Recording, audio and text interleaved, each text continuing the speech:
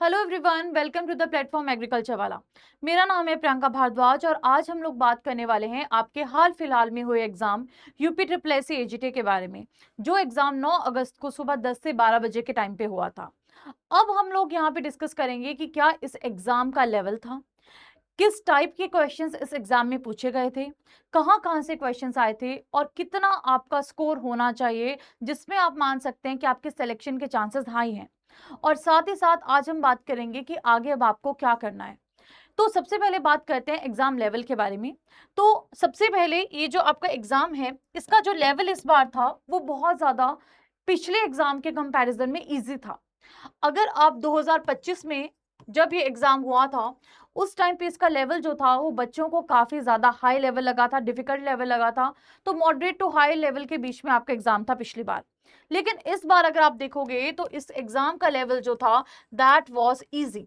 Easy मैं क्यों बोल रही हूँ कि अगर आपने किसी रेगुलर कॉम्पिटिटिव बुक से पढ़ा होता तो डायरेक्ट क्वेश्चंस इस बार एग्जाम में आपको देखने को मिले थे। बहुत सारे क्वेश्चंस ऐसे थे जो आप कभी ना कभी कहीं ना कहीं पढ़ते रहते हैं। बहुत सारे ऐसे क्वेश्चंस थे जो कॉमन क्वेश्चंस हमने भी आपको प्रैक्टिस करवाए थे, वही डायरेक्ट क्वेश्चंस आपके आगे थे। तो बेसिकली इस बार का जो एग्जाम था बहुत ही डायरेक्ट एग्जाम था और बहुत ही हम कह सकते हैं पिछले एग्जाम के कंपैरिजन में तो काफी इजी एग्जाम था। नाउ अब बात करते हैं कि इस एग्जाम में आपके एग्रीकल्चर साइंसेस में कहां कहां से, कौन से सब्जेक्ट से कितने क्वेश्चंस पूछे गए थे और क्या क्या क्वेश्चंस पूछे गए थे। तो सबसे पहले तो इस एग्जाम में एग्रीकल्चर की अगर हम बात करें तो एग्रोनॉमी से सबसे ज्यादा क्वेश्चंस पूछे गए थे। और ओवरऑल जितने भी आपके एग्रीकल्चर के सब्जेक्ट्स हैं ना, उन सबको इसमें मैक्सिमम सब्जेक्ट्स के इंपॉर्टेंट चीजों को कवर किया गया था।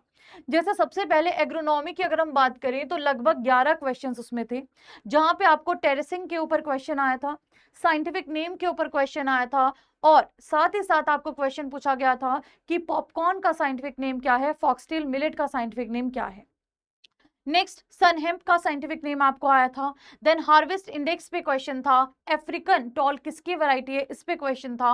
मेन्योर और जो जिसमें जो आपका एफवाईएम है उसकी क्या कॉम्पोजिशन है उस पे क्वेश्चन आया था। Controlled fermentation, wonder crop, water की डेप्थ डेप्थ पे क्वेश्चन था और राइजोबियम के ऊपर क्वेश्चन पूछा गया था। दूसरी बात करते हैं सॉइल साइंस की, जिसके 10 क्वेश्चंस आपको देखने को मिले, जहां पे वाटरशेड, रेगर सॉइल, वाटरशेड का साइज कितना होता है, वाटरशेड पे 2 क्वेश्चंस आपको आए थे। देन फर्टिलाइजर्स के ऊपर क्वेश्चन पूछा गया था, सॉइल इक्वेशन पूछी गई थी, सॉइल फॉर्मिंग प्रोसेस के ऊपर क्वेश्चन था, सॉइल होराइजन के ऊपर क्वेश्चन था, इरोजन के ऊपर क्वेश्चन था, क्ले मिनरल के ऊपर क्वेश्चन था और इरिगेशन मेथड पे क्वेश्चन पूछा गया था। एक्सटेंशन की बात करें, 7 क्वेश्चंस इस बार एक्सटेंशन से थे। काफी अच्छा वेटेज एक्सटेंशन का अगेन। और एक्सटेंशन में फादर ऑफ मेथड डेमोन्स्ट्रेशन के ऊपर क्वेश्चन था, ग्रुप कॉन्टेक्ट मेथड का एग्जाम्पल पूछा गया था, ऑडियो विजुअल एड्स कौन सा है, फैक्टर प्रोडक्ट रिलेशनशिप के बारे में पूछा गया था, एक्सटेंशन के प्रिंसिपल के ऊपर क्वेश्चन आया था, ट्रेनिंग एंड विजिट कब स्टार्ट हुआ था, और जो डेमोन्स्ट्रेशन है उसके ऊपर 2 क्वेश्चंस टोटल आपको देखने को मिले थे।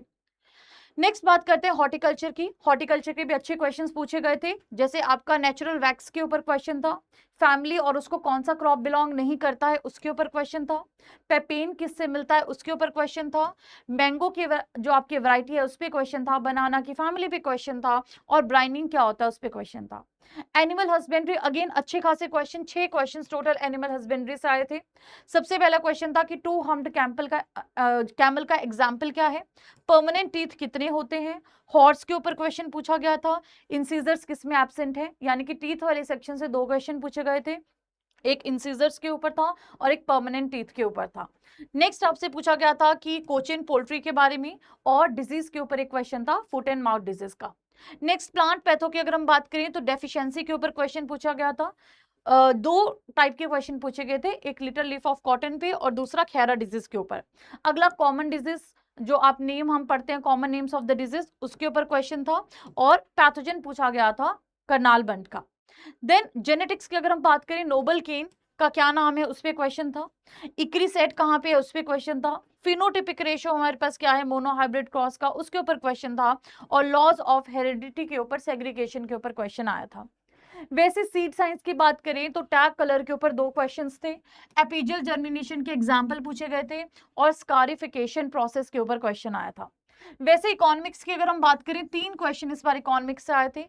एक मार्केट के टर्म के ऊपर क्वेश्चन पूछा गया था, एक लैंड होल्डिंग के ऊपर पूछा गया था और एक वेरिएबल कॉस्ट पे पूछा गया था।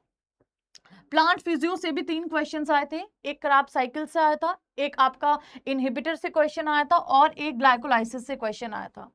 एग्रीकल्चर स्टैट्स में 2 सिंपल क्वेश्चन आए थे एक आपका सम ऑफ डेविएशन था, एक मोड पे क्वेश्चन आया था। देन एंटोमोलॉजी से सिंपली आपको ट्राइकोग्रामा किसके लिए यूज करते हैं और मोड ऑफ एक्शन पूछा गया था बीटी का। और लास्ट अगर हम बात करते हैं बायोटेक्नोलॉजी एंड माइक्रोबायो से, तो टोटीपोटेंसी के ऊपर और लैक्टिक एसिड फर्मेंटेशन में किसका यूज होता है, और साथ ही साथ एक आपसे एमएसपी पूछा गया था ग्राउंड नट का। तो ये आपका ओवरऑल अगर हम बात करें एग्रीकल्चर में सब्जेक्ट्स थे। अब इन सब्जेक्ट्स में बात करते हैं सबकी सबसे ज्यादा हाई वेटेज आपको किसका देखने को मिला। तो सब्जेक्ट वाइज अगर हम देखते हैं तो जो आपका एग्रोनॉमी है उसके अच्छे खासे क्वेश्चंस आए थे। देन आपके सॉइल के अच्छे खासे क्वेश्चन पूछे गए थे। देन आपके एक्सटेंशन के अच्छे खासे क्वेश्चन पूछे गए थे। देन आपके एनिमल हस्बेंड्री के अच्छे क्वेश्चन यहाँ पे पूछे गए थे। और साथ ही साथ अगर हम बात करते हैं तो हॉर्टिकल्चर के अच्छे क्वेश्चन यहाँ पे पूछे गए थे। तो इन सब में आप देखोगे एग्रो और सॉइल के सबसे ज्यादा क्वेश्चंस थे, बाकी उनके 7 क्वेश्चंस इस तरह से पूछे गए थे। लेकिन अगर आप साथ में बात करेंगे बाकी सब्जेक्ट्स की, जैसे कुल मिला के अगर आप देखोगे तो यहाँ पे जो बाकी के सब्जेक्ट्स हैं जैसे कि आपका प्लांट पैथो है, जेनेटिक्स है, सीड साइंस है, इकोनॉमिक्स है, फिजियो है, स्टैटिस्टिक्स है, एंटोमोलॉजी है, बायोटेक्नोलॉजी है, इन माइनर सब्जेक्ट के भी अच्छे खासे क्वेश्चन कुल मिला के पूछे गए थे टोटल ओवरऑल। तो ओवरऑल जो मेजर सब्जेक्ट्स थे वो मैंने आपको यहाँ पे मेंशन कर दिए हैं। नाउ अब बहुत सारे बच्चे जो एग्जाम देकर आए हैं सबका एक ही सवाल है एग्जाम देने के बाद में कि मैम सेफ स्कोर क्या होगा। तो सबसे पहले मैं आपको डिफरेंस बता देती हूँ। सेफ स्कोर का मतलब है कि इतने मार्क्स होंगे तो आप अपनी उम्मीद रख सकते हैं कि हाँ मेरा सिलेक्शन हो जाएगा। कट ऑफ का मतलब है कि इतने मिनिमम हमारे मार्क्स हैं किस पे सिलेक्शन होगा। तो सेफ स्कोर का मतलब है कि हम उन मार्क्स की बात कर रहे हैं जिन मार्क्स पे आपके सिलेक्शन के चांसेस जो हैं वो अच्छे खासे हैं। तो सेफ स्कोर जानने के लिए सबसे पहले तो आप ये देखिए कि टोटल जिन बच्चों ने इस फॉर्म के लिए जो एलिजिबल थे वो थे आपके 63,693 बच्चे।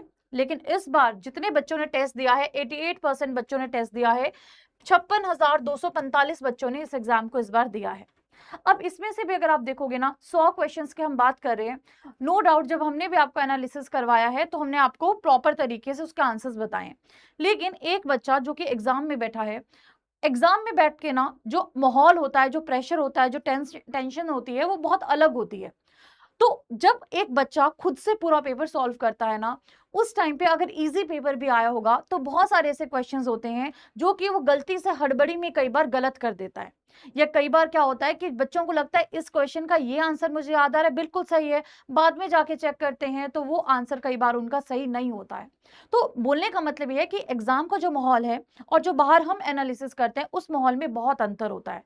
तो सबसे पहले तो जो हम इजी पेपर की बात करें, हो सकता है बहुत सारे बच्चों ने इस इजी पेपर में भी बहुत सारे क्वेश्चंस को गलत किया होगा। तो सबसे पहली चीज तो ये है कि 100 क्वेश्चंस टोटल हैं और बहुत सारे बच्चे बोल रहे हैं कि मैम हमने 85 से 90 क्वेश्चंस किए हैं या 90 प्लस क्वेश्चंस किए हैं। तो जितने बच्चे ना पेपर देके आए, बहुत सारे बच्चों ने बोला कि 85 से 90 क्वेश्चंस जो हैं हमने किए हैं या 90 प्लस किए हैं। बाद में जाके उन्होंने देखा कि इस क्वेश्चन का क्या पूछा गया था, इस क्वेश्चन का क्या पूछा गया था, और उस हिसाब से उन्होंने देखा कि देखो हमारे 10 क्वेश्चंस, 8 क्वेश्चन या 7 क्वेश्चन जो हैं वो माइनस में चले गए, यानी कि वो गलत हो गए, और कुछ के तो ज्यादा भी हुए होंगे। तो यहाँ पे अगर हम ओवरऑल देखें तो बहुत सारे बच्चों ने ऐसा देखा कि हमारे 70 ही सही निकले मैम, या हमारे 75 ही क्वेश्चन सही निकले, या हमारे 60 ही क्वेश्चन सही निकले। और आगे जाके जब आप देखोगे जो आपकी ऑफिशियल आंसर की होगी उसके अकॉर्डिंग भी कहीं ना कहीं इन मार्क्स में आपका वेरिएशन आएगा। तो ओवरऑल अगर हम यहाँ पे बात करते हैं तो पिछली बार के कंपैरिजन में इस बार अगर आपको अच्छा स्कोर आपने किया है तो आपके ज्यादा चांसेस हैं सिलेक्शन के।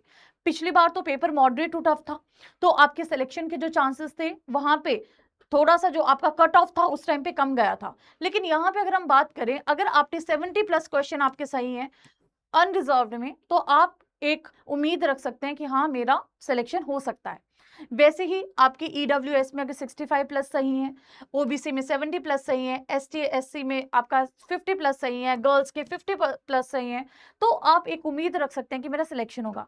हालांकि ये जो आंकड़ा है ये आपका वो आंकड़ा है जो हम अनुमान लगा रहे हैं कि इस पे आपका सिलेक्शन हो जाएगा। ये आपका ऑफिशियल आंकड़ा नहीं है, तो आपने घबराना नहीं है कि मैम मेरे तो इससे कम सही है। ये सेफ स्कोर है, ना कि कट ऑफ है। सेफ स्कोर का मतलब है कि इतने मार्क्स पे आपके सिलेक्शन के जो चांसेस हैं वो एंश्योर्ड हैं कि हाँ आपका सिलेक्शन हो जाएगा। ओके, तो हम उम्मीद लगाते हैं कि अगर आपने इतने प्लस मार्क्स लिए हैं तो श्योर शॉट आपको इस टेंशन में नहीं बैठना पड़ेगा कि कितना कट ऑफ जाएगा, कितना कट ऑफ जाएगा। तो अगर आपने इतने मार्क्स लिए हैं तो ये एंश्योर आप कर सकते हैं कि हाँ मेरे चांसेस हैं सिलेक्शन के। ओके, अब उन बच्चों की बात करते हैं जिन बच्चों को लग रहा है कि मैम इस बार कट ऑफ कितना जाएगा। तो देखो, कट ऑफ के भरोसे कभी भी नहीं बैठना चाहिए आपको। हम हमेशा बोलते हैं एग्जाम में अच्छा स्कोर करना चाहिए। और जब कट ऑफ आती है ना, बहुत सारे फैक्टर पे वो डिपेंड करती है, किसने कितने क्वेश्चंस को अटेम्प्ट किया है, किसके कितने क्वेश्चन सही हैं, बहुत सारी चीजें, एग्जाम का लेवल, बहुत सारी चीजों पे कट ऑफ डिपेंड करता है। तो पिछले साल का अगर आप देखेंगे, जब हमारे पास में हार्ड पेपर था पिछले साल पे, तो जिसको बच्चों ने हार्ड बोला था, उस टाइम पे जो आपका कट ऑफ गया था, जनरल का 56.5 गया था, ओबीसी का 55 गया था, ईडब्ल्यूएस का 51 गया था, एससी का 48 गया था, एसटी का 13.5 गया था। तो अगर हम बात करते हैं पिछले साल के आंकड़ों के मुकाबले, इस बार जो आपका कट ऑफ है डेफिनेटली वो इससे थोड़ा ज्यादा ही जाने वाला है, क्योंकि इस बार जो पेपर था उसका लेवल सब लोग कर पा रहे थे, सबके लिए वो डुएबल पेपर था, है ना। तो हम ये उम्मीद लगा सकते हैं कि जो आपका अच्छे बच्चे होंगे काफी सारे जिन्होंने अच्छा स्कोर किया होगा, तो डेफिनेटली उनको अगर हम बोले तो उस हिसाब से जो आपका कट ऑफ है इस बार की अगर हम बात करें तो इसके कंपैरिजन में तो ज्यादा ही जाएगा। बाकी जब फाइनल आपका कट ऑफ आएगा तो हमें पता चल जाएगा कि फाइनल क्या कट ऑफ स्कोर है। तो आपको अभी कोई स्ट्रेस नहीं लेना, अभी कोई टेंशन नहीं लेनी है। अभी आपने पेपर दे दिया है, अब आप बोलोगे मैम तो अब हम क्या करें। तो देखिए अब आपको क्या करना है, क्योंकि कुछ बच्चे ऐसे होंगे जिनका तो बहुत अच्छा उन्होंने एग्जाम किया होगा, उनको पूरा उम्मीद होगा कि इस पेपर में हमारा सब कुछ क्लियर हो जाएगा। लेकिन जिन बच्चों को लग रहा है हमारे बहुत सारे नेगेटिव हो गए, अब हम क्या करें, बहुत सारे क्वेश्चन हमने आते हुए भी गलत कर दिए, चाहे वो एग्जाम का प्रेशर था चाहे कुछ भी था। तो देखो इस बार अब आपको क्या करना है। अब ना आगे आप सबको पता है कि केन सुपरवाइजर का एग्जाम आने वाला है, सबको ये चीज पता है। बहुत सारे ऐसे बच्चे हैं जो कि केन सुपरवाइजर की तैयारी पहले से कर रहे हैं। तो एग्जाम पैटर्न भी सेम है, एग्जाम का सिलेबस भी सेम है, आप लोगों ने बहुत अच्छे से पढ़ा है और एक पड़ाव पूरा कर लिया है। अब आपको जरूरत है प्रॉपर रिविजन्स की और अच्छी तरह से चीजों को एनालाइज करने की। तो आपने इस बार का पेपर देखा, आपने बहुत सारी चीजों को सीखा समझा उससे।